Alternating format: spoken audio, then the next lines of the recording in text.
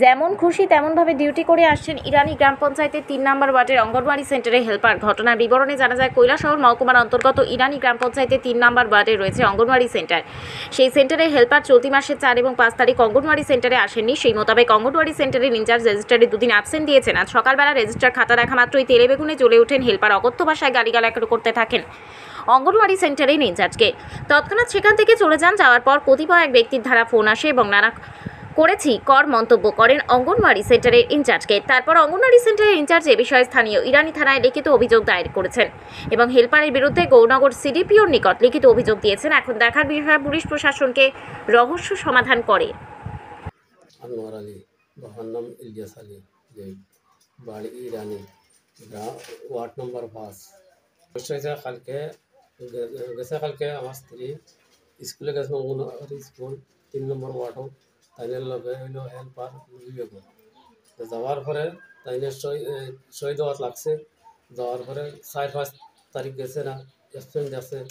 এখন জিগাইছে তাইন দিয়ে বলে এইখানে অ্যাবসেন্ট হয় না, তুমি আইসো না, আমি অ্যাবসেন্ট দিছি এখানে, আমার অ্যাবসেন্ট দিলা, আমি ফোন করেও জানাইলাই না, আর তুমি অ্যাবসেন্ট দিলাই আমার, আমি তুমি অ্যাবসেন্ট দিছি, ফোন করে জানাইলে তো আমি দিলাম না অ্যাবসেন্ট। এরপরে তো স্কুল করছো, তারা কথা কাটাকাটি করি আছে। এরপরে কইছে আজকের কথা, যেন আমি আজকে আইতাম না স্কুলও।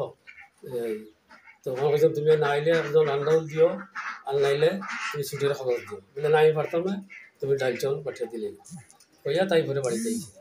আবার পরে মানে তাই বাসুরটা কইছে মৌসুর আলী, তাই না ফোন করছেন আমার স্ত্রী গেছে করার সাথে করিয়া জিজ্ঞাসা, হ্যাঁ আমার বাইর বউরে তুমি এখানে অ্যাবসেন্ট মানবে, তুমি অ্যাবসেন্ট মানডা খেয়ে তুমি কি করে অ্যাবসেন্ট মারছো, খেয়ে আমার ঘরে এখন আইতাম নি, আইলে ফারিলেই মু ছিড়িলেই মু ইয়া হুমকি দিছে বেতারে।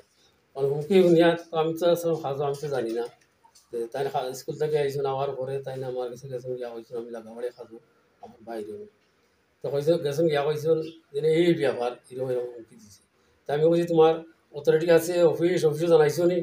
বলে আমি সুপারভাইজারটা আমার কইছি। বলে সুপারভাইজারে কইলে হইতো না, তুমি সিডিওরে ডাইরেক্ট চলো। আমি কাজ বাদ দিও লগে লগে সিডিওর কেন গেছি। যাওয়ার পরে তাই না কইসুন, আমিও কইছি। হওয়ার পরে সিডিও কইছে ঠিক আছে, এটা তো আমরা করতে পারতাম না, তখন মারার হুমকি দিছে, তোমরা আইনের আশ্রয় লো।